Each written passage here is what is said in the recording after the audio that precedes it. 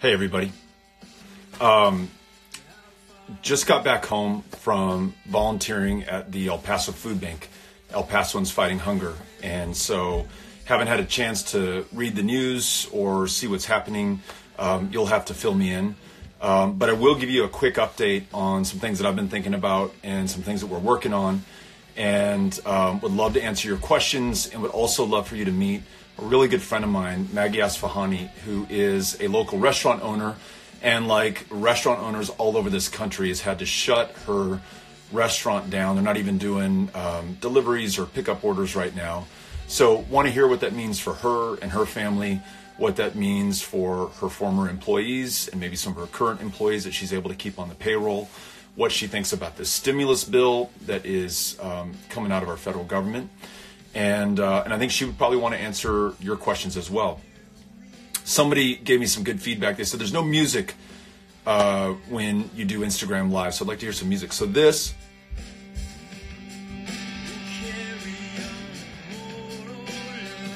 is the new single from Sparta, fronted by Jim Ward of El Paso, Texas, formerly of At the Drive-In, Sleeper Car, and the Jim Ward solo experience. Also, with his wife Christine, a restaurant owner who's had to shut his restaurant down for in-house service, but they're still providing pickup service. So if you're in El Paso and you want to find a great restaurant to pick up some food from on the west side, you can go to Eloise. And their new single, Miracle by Sparta, that's what's playing right now. I'd love to have Jim Ward on to answer your questions and tell us what it's like to be a small business owner, to be quarantined at home or to be keeping social distance at home, and then what it's like to release an album and not be able to tour behind that album. So we'll have Jim Ward on before too long. But if you have a band whose music has just come out but they're unable to tour and you want to hear it on here, let me know. Share it with me or Cynthia, and we'll get it out for others. In terms of the little bit of news that I have heard so far, the U.S., United States of America, now has more COVID-19 cases than does any other country.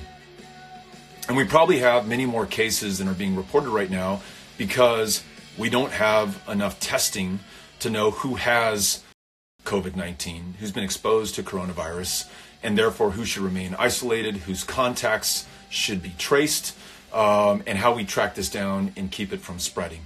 In the list of unforgivable actions or lack of action, not having testing, not having personal protective equipment for healthcare workers, not having the other medical equipment and medical beds necessary for what was clearly going to hit the United States. From everything that we've learned that the president was briefed about, going all the way back to January through February, certainly by the beginning of March. Be that as it may, it's up to all of us right now to do what we can. First and most important thing that we can do, keep your distance from your fellow human beings. Accepting those with whom you live, and in our house it's Amy and me and our 3 kids. Stay the heck away from everybody else. Don't go out unless you absolutely have to go out.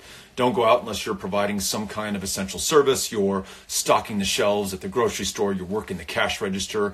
You're working at one of these restaurants. I mentioned Eloise, which is open right now. You're preparing food for takeout so that people can feed themselves. You're a nurse, you're a doctor, you're a janitor at a hospital. You're on the front line of the medical care for those who need it in this country. Certainly you need to be out there and doing your job.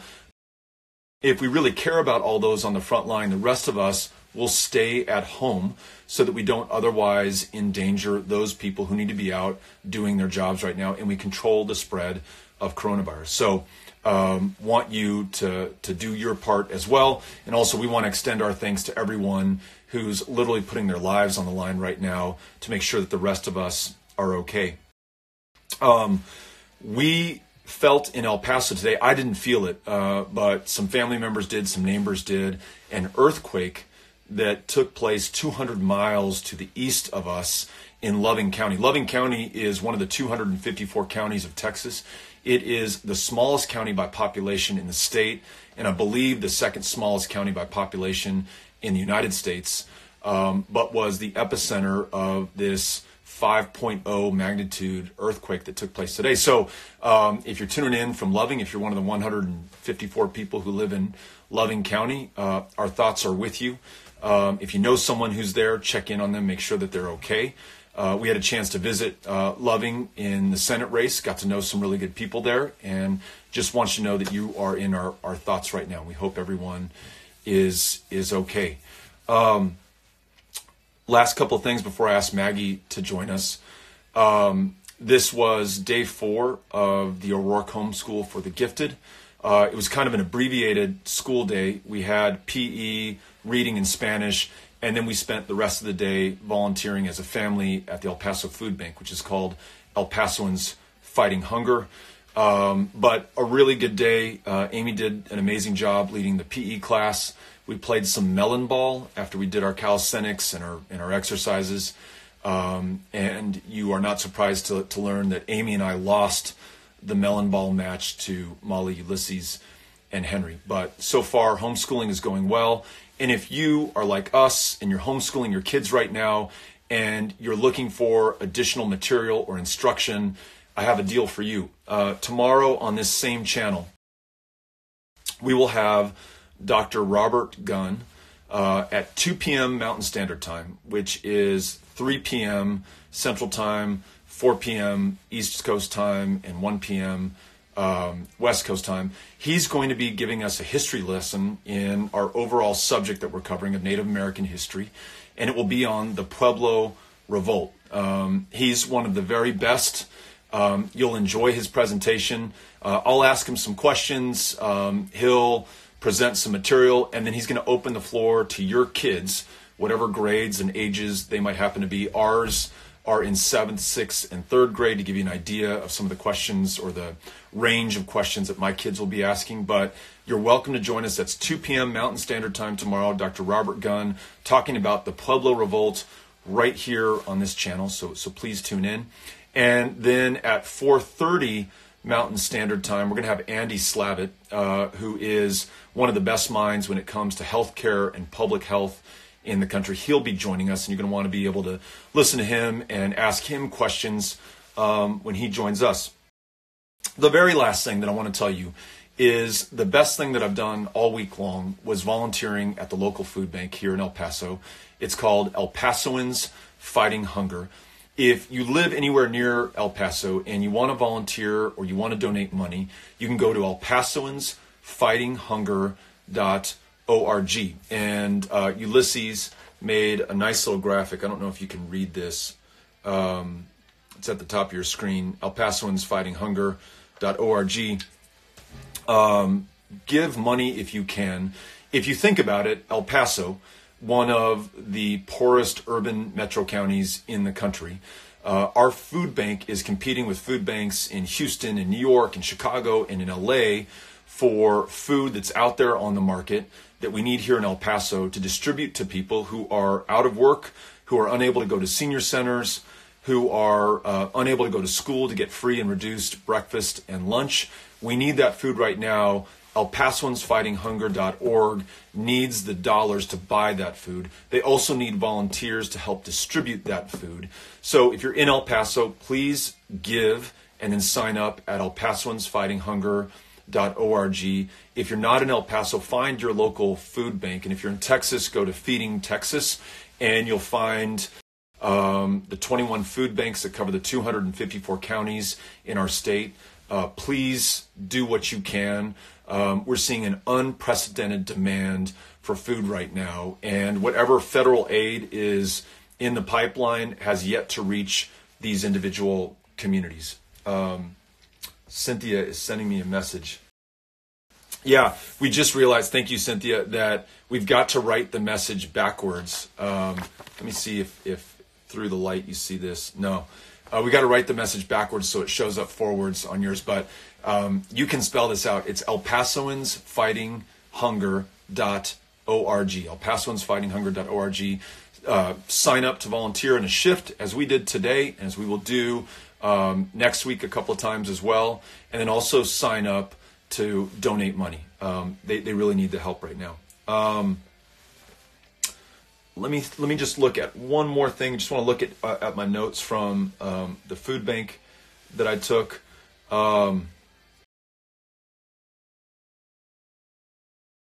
Here's something that I learned at the food bank. Grocery stores typically give excess food to their local food bank, right?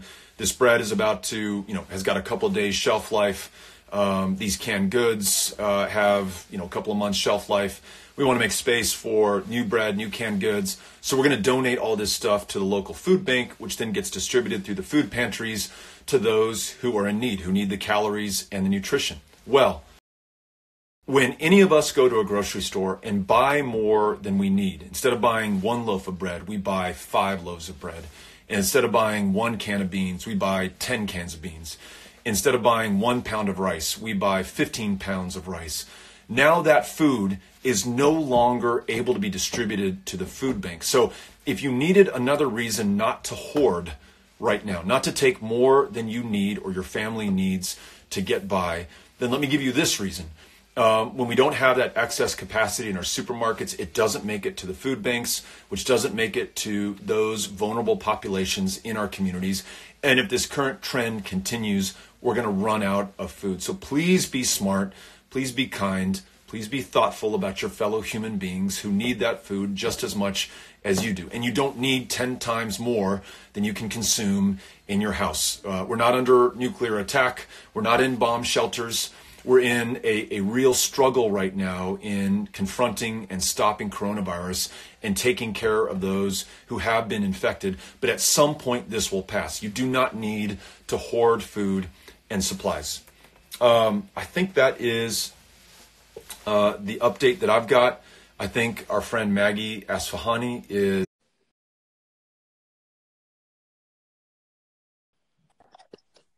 Maggie. Hey, how's it going? It's good. I haven't seen you in a long time. How are you? Yes. Pretty good, pretty good. Sorry for the hat. It's quarantine hair right now, so we got to do what we can. That's right. What does it say on your t-shirt? On my t-shirt, can I stand up a little? I love you, El Paso. Yeah, I love you, El Paso. So you get to either see the t-shirt or my face, so I'll keep it on my face for right now. Yeah. Good to see you. It's good to see you too. So Maggie and I have been friends since high school, when she was at Coronado High School and I was at a boarding school in Virginia after having attended El Paso High for a couple of years. We became pen pals back in the day when people still wrote letters prior to email and access to cell phones, and have just stayed friends over the years. My family are big fans of the Asfahani family, but also of the restaurant that you started called Salt and Honey in the Five Points part of El Paso, kind of a historic neighborhood. You and your brother Rida took this kind of old classical El Paso building and rehabilitated it and made it this thriving, energetic place for people to eat and come together and drink coffee and share meals and maybe have an adult beverage at the end of the day. It was at the beginning, if you want. At the beginning of the day too, right? There's no judgment at Salt and Honey. Right. And it was a place that I would take friends who are visiting from out of town to have a great meal. All restaurants and bars in the state of Texas have been ordered to close their doors to patrons who are eating in the restaurants. Right. Those restaurants are still able, should they choose, to provide food for pickup. So tell us what decision you made at Salt and Honey, and then what that's been like for you. Well, it was a very difficult decision, and so we've just decided to close completely for now. A lot of our items, because we're mostly breakfast and brunch, we do also serve brunch, but lunch, but it's all day breakfast and brunch. And so a lot of our items just really aren't, I don't think, the best for pickup anyway.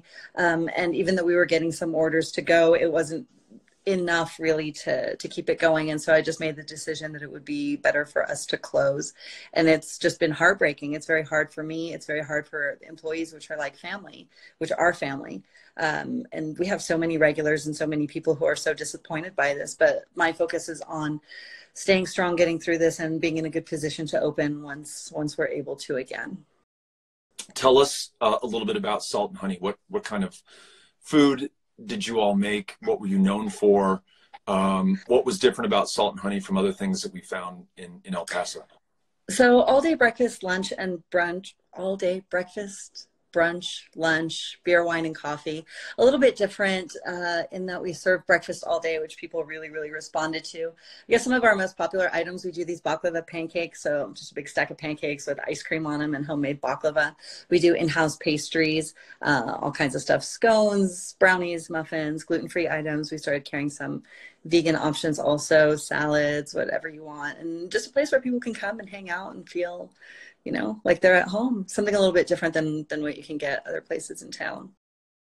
I'm not an expert on food and probably am not going to do a good job of describing this, but there was a kind of English, London, Mediterranean, and Lebanese influence, right? Like it was kind of eclectic, and yet it all came together in a really nice way. You're also a baker, so there's amazing baked goods that you could pick up, chocolate chip cookies and scones, and probably not as good as the scones I make, which I've still have the scone I've offered to come in to make scones for you.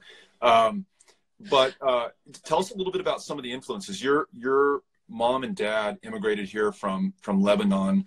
From Lebanon. Was that an influence in the kind of food that you all made? Well, for sure. It's the food that I grew up on. And of course, growing up with that kind of food in the 70s and 80s, it was just very weird to me. You know, I just wanted to go to school with a peanut butter sandwich on Wonder Bread and some Oreos, but instead I was getting, like, I don't know, health bread and all these healthy things that I just, you know, I didn't understand it then. I wanted all the processed food that my friends were getting.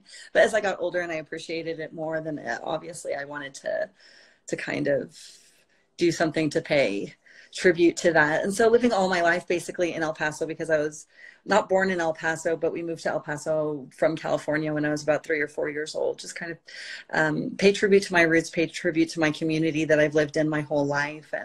And so, yeah, those are the influences, kind of Lebanese, Mexican, American. And then also I've been lucky. I've had the opportunity to travel a lot. And so just take inspiration from places that I've been as well. Okay. So tell us a little bit about those with whom you worked. How many employees did you have? How many employees do you still have, if you can say, and how are they doing right now?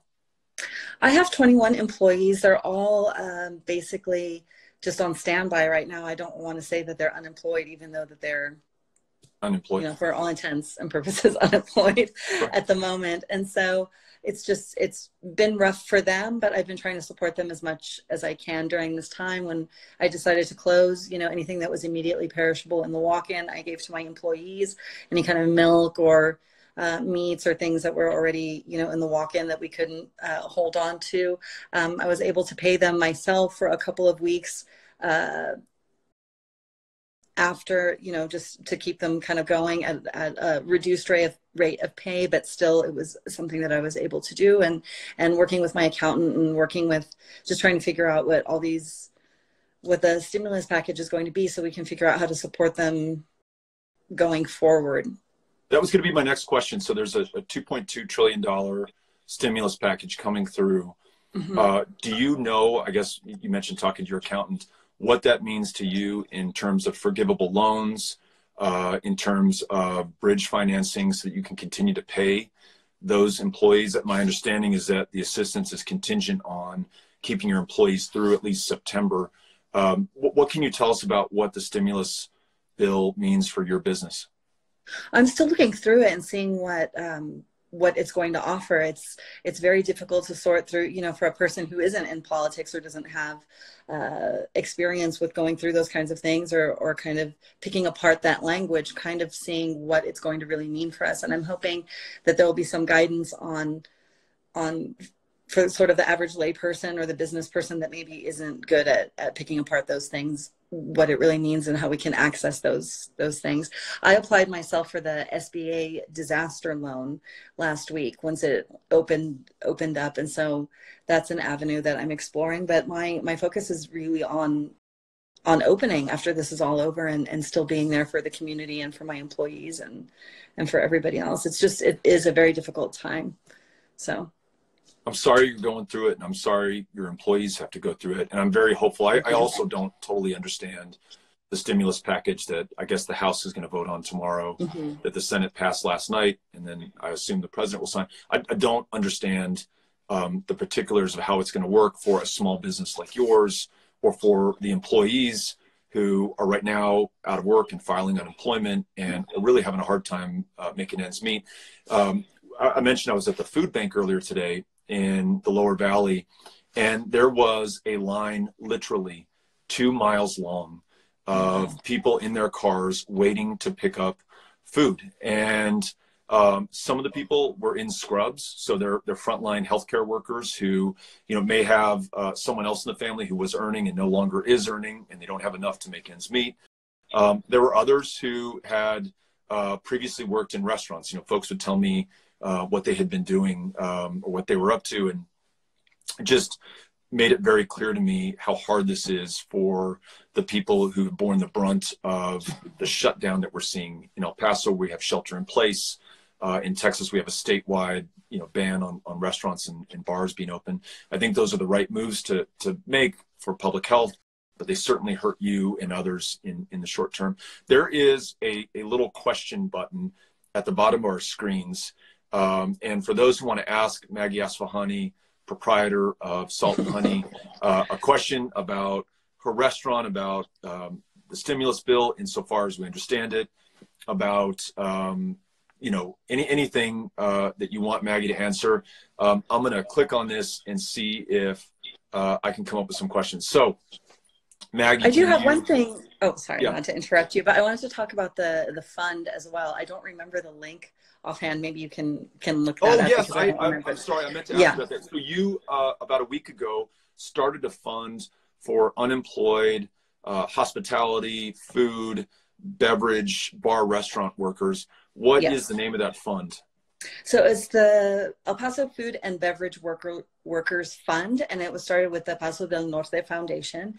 And we just had a donation of $10,000 yesterday from LNF, which is our local beer and wine distributor here in El Paso. The La Mantilla family. Yes. So we're really excited about it. And so what the purpose of the fund is for folks who are in the service industry. You just fill out there's a very short application, but it's to give micro grants of $50 just to help tide people over just a little bit, to help them buy groceries or gas or whatever they may need. And so there's just an application. I don't have if you go to the Paso del Norte website, there should be a link on there, but I don't want to navigate away and then ruin our That's chat, okay. But, so tell us the name of the fund, and then just generally tell us what we need to Google in order to get the details. It's the Paso. You need to Google Paso del Norte, and it's the El Paso Food and Beverage Workers Fund. I believe is what the name is. And so if you're someone who wants to donate to that, or if you're someone who needs the help, that's the way that you find it. Exactly. All right. Cool. Let me. Our friend Tim, who is a healthcare worker, a great volunteer, and has become a really good friend, asks, Maggie, what made you want to go the restaurant route? I don't know, madness, I guess, now that I think about it. So my background is my undergrad is in political science and journalism, and then my master's is in communication. But my family in Lebanon has had a restaurant for generations. All of my family loves to cook. They're all very good cooks, and it's just something that's been in my heart since I was about 10 or 11 years old. So a few years ago, I got the opportunity to kind of follow my dream, and long story short, just decided to do it. So here I am now, living the dream. Living the dream. Who knew it would turn out this way? No, no. Okay. So Here's a question. Oh, I see it. So, what's your favorite dish from the cafe? And then I'll tell you what mine is. I think I already know what yours is, but mine is, I go back and forth. I really like the hummus avocado, the poached egg on it. Mm. If I want something for breakfast that's sort of light.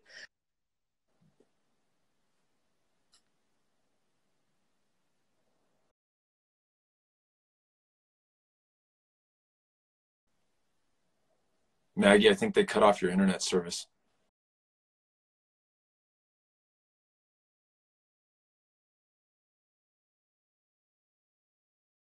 Oh, Maggie. Well, maybe we'll get which is my favorite when I go there. So, hope we get Maggie back on, and we certainly want to see Salt and Honey and all of these restaurants that have had to close their doors in the short term, and we hope it's not for the long term. Want to see them back open. Want to see their employees back to work, and want to see them continue to make great food. I'll answer a couple of questions, and if we get, there are some really funny questions that I'm not going to read because they're inappropriate. There's some really obnoxious, dickish questions that I'm not going to read because they're obnoxious and dickish.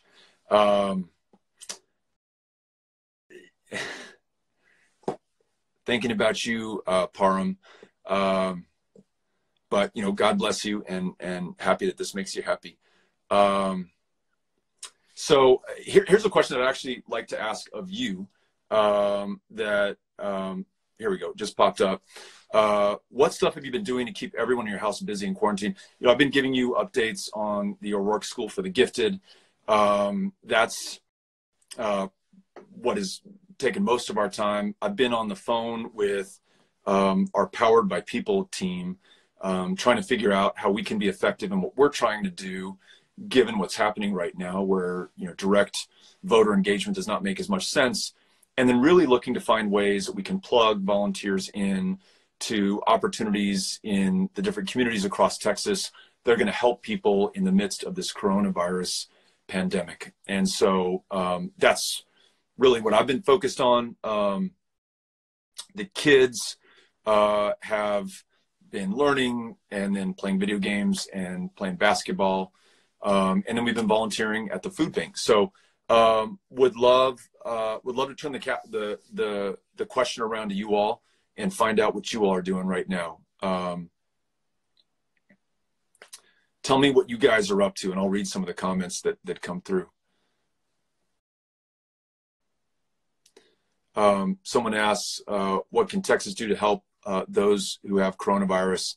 A nice thing would be for the governor to order a statewide shelter in place, which would do a lot to save lives and slow the spread. You can find your local food bank if you live in Texas at Feeding Texas. Go to that website, Feeding Texas. Find your local food bank. There's 21 of them. They cover all 254 counties. Sign up for a shift to volunteer. They still need volunteers. You will be kept 6 feet plus apart from other people, and you'll be required to wash your hands, wear gloves. In other words, you'll be safe, and you'll be keeping those whom you're helping safe by keeping that social distance. Somebody says they're playing World of Warcraft nonstop. That's great. Watching TikToks all day is what M is doing. Watching Star Trek Picard. Someone asked, hey, Beto, how are you staying sane? I'll tell you what makes me more sane than anything else I've done since we've been on this kind of lockdown is volunteering. One, because we know that we're helping people. Two, because you're physically active. You're packing these boxes, or you're placing boxes in the trunks of people's cars as they drive up, needing food and calories. At a distance, interacting with people. So the people who are driving up, or the people who are helping you to prepare the boxes. And when you've been in isolation with your family, as much as I love my family, it is so nice to see other human beings and interact with them. So the guy who was working at my same station 6 feet away from me, his name's Carlos. He's got a new 10-month-old son named Dominic. And I kind of kidded him. I said, I know why you're volunteering right now. You want to get out of the house. I know what that's like to have a 10-month-old in the house. But he works for Sprint. The store that he works at is, of course, closed down because it's a non-essential service. And we're in a city that has a shelter-in-place order. And we want to thank the mayor of El Paso, DeMargo, for implementing that. And he just wants to help out. And I said, how did you find out about this? And he said, well, I Googled it and found out that there was a need for volunteers, and I came down. So that's how I stayed sane. That's how Carlos stayed sane. And then every morning I go for a run, and I try to run in the mountains, and I take my dog Artemis, and that way I can let her off the leash, and both of us are just out there and free. And this morning in El Paso, it was 64 degrees. The sun was just coming up at about 6:30 a.m. Birds are chirping. The Spanish daggers are in bloom, and it's just fucking beautiful. So that keeps me sane. And then we're making meals every night, and so Amy takes a turn cooking. I take a turn cooking. We're going to start picking up from some of these restaurants, local businesses that have stayed open. We picked up a pizza from Artavino's the other night. We'll continue to do that, but that all keeps us sane. And then we're watching Arrow together as a family. That keeps us sane as well. Diego says, saw you on my run today. Diego, I'm glad that you're getting out there. Let me see if I can pull Maggie back in. Maggie, where are you?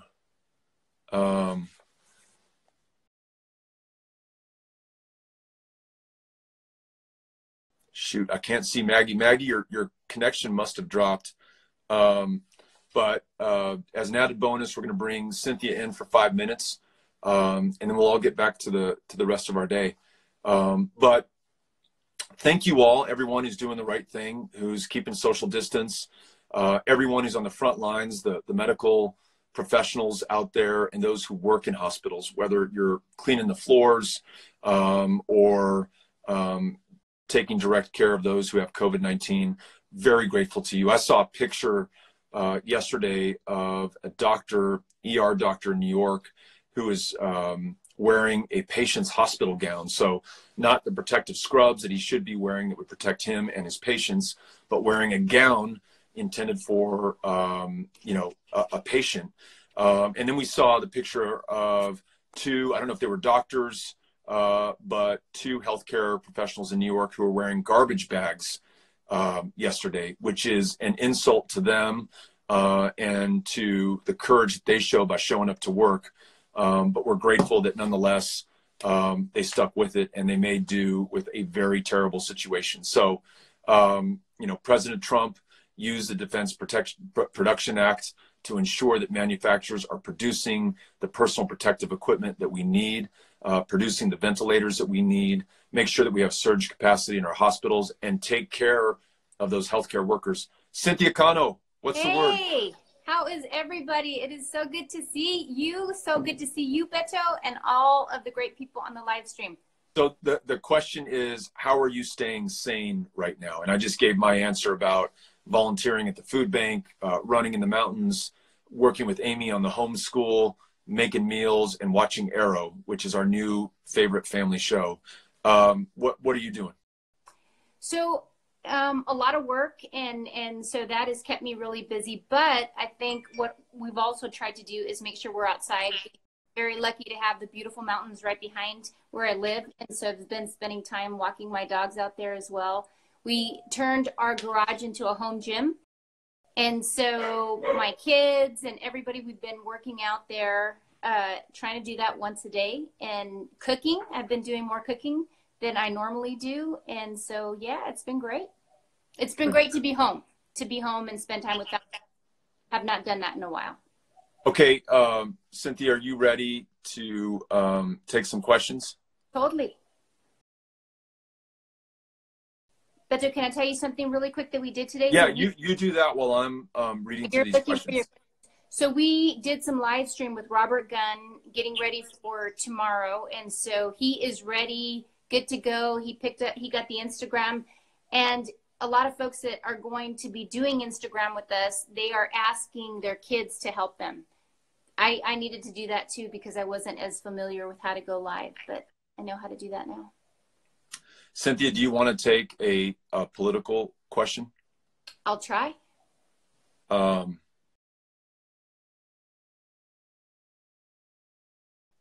Here, and this is from Billy. What do you like about Bernie? And I put this one up because there are a lot of Bernie supporters on here, sometimes referred to as Bernie bros, which if I were a Bernie supporter, I probably would not want to be called that.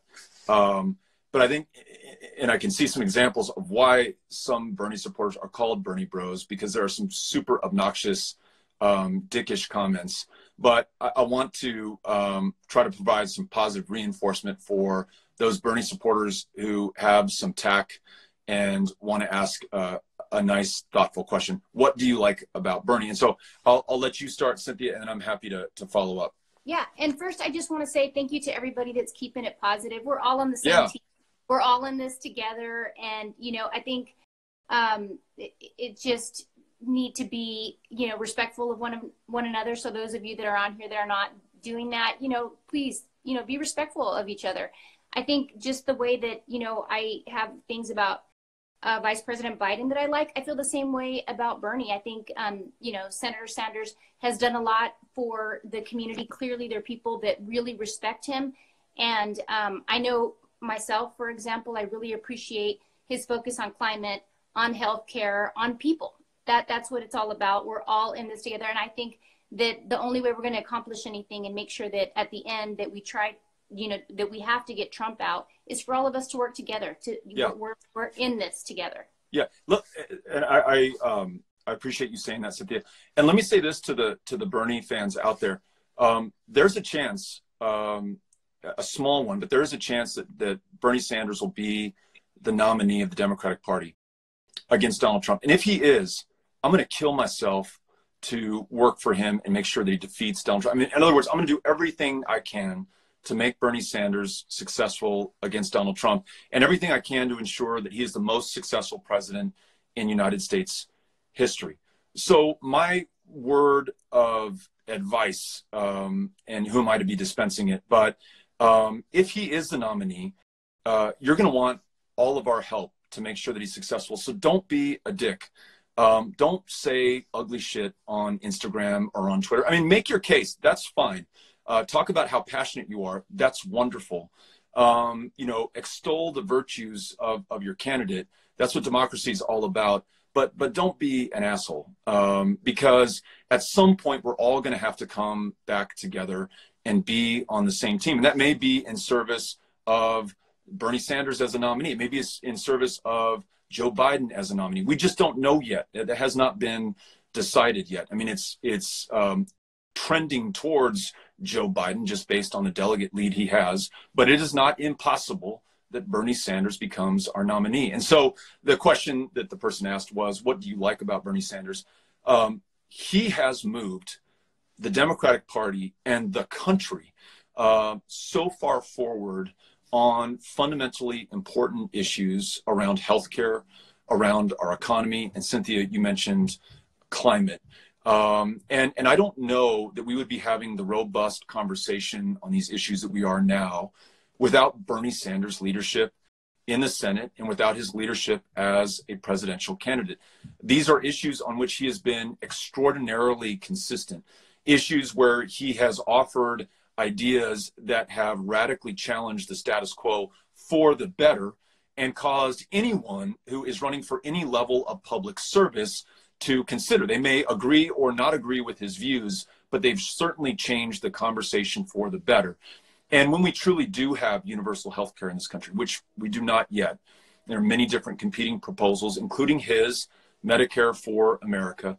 When we finally achieve that, whatever form it takes, it will be in large part thanks to Bernie Sanders, whether he's president or not, for bringing this into the national consciousness and making it the #1 priority issue in the minds of so many people, even those who already have health insurance or health care or the ability to see a doctor. They now understand the cost and consequence to those who don't have it, in large part thanks to Bernie Sanders. So to the question, why do I like Bernie Sanders, or what do I like about him?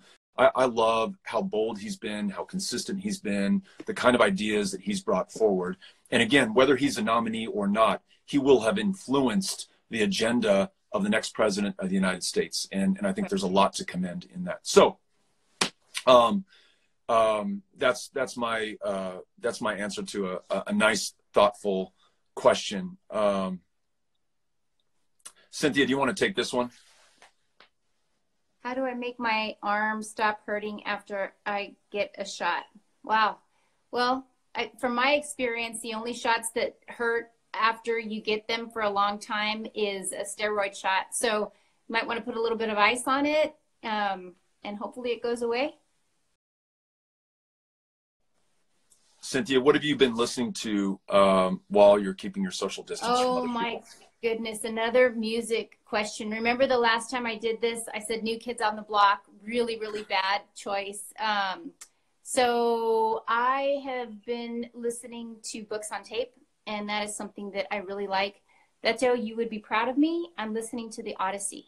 So get out. Yep, I sure am. Yeah, it's been a very, very long time since I heard it. What is happening right now in the Odyssey?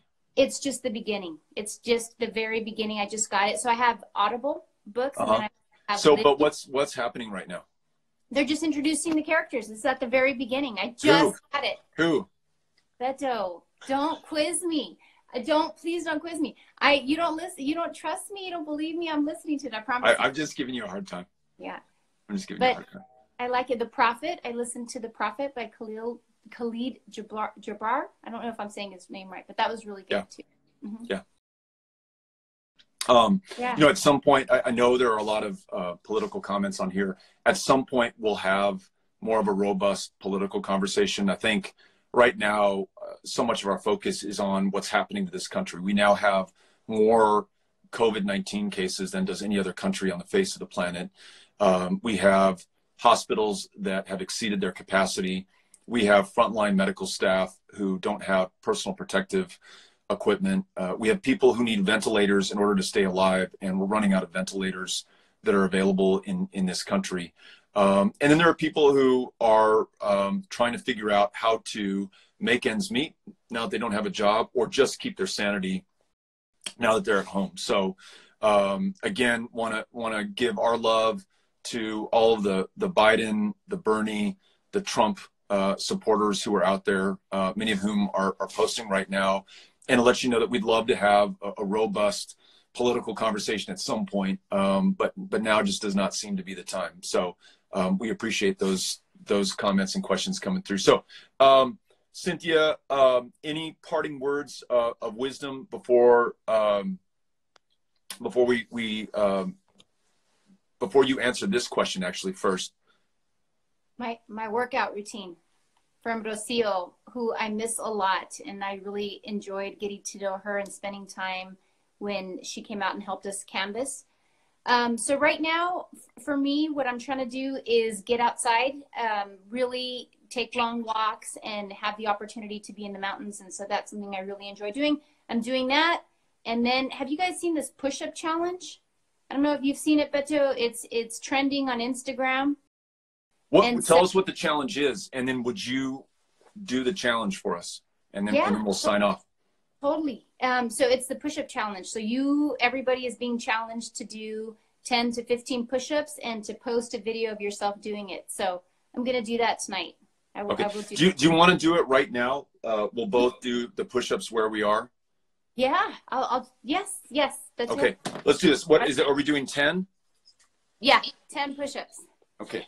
All right. Oh, the things I do, Beto. All right. Okay. You ready? How many are we doing? We're going to do 10 push-ups. Okay, here we go. Ready? 1, 2, 3, go. 1, 2, 3, 4, 5, 6, 7, 8, 9, 10, 11. There we go. All right. We have successfully completed the push-up challenge. Everyone who tuned in, good to see you all. Good to be with you all. Walker, we just saw your comment. Thank you for everything that you're doing out there. All of our frontline healthcare workers, you have our eternal gratitude. Everyone stocking shelves at the stores, working the cash register, every restaurant employee who's still filling orders so that we can feed ourselves, everyone at these food banks who's either a full-time staff member or volunteer. You're doing the most important work that we can think of in the country right now, and we are super grateful to you.